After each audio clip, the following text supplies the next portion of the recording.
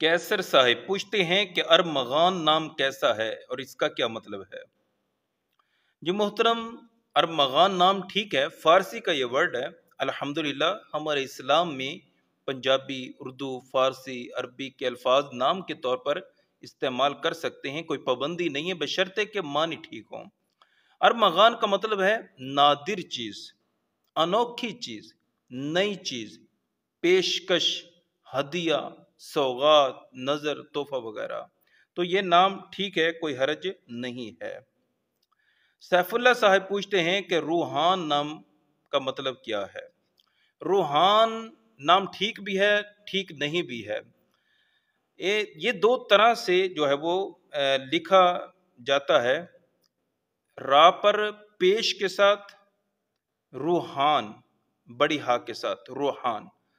तो इसके मानी कुछ मुनासिब नहीं है। इसके मानी बनते हैं दो रूहें, रूह की जमा। ये कुछ ठीक नहीं है मानी के एतबार से।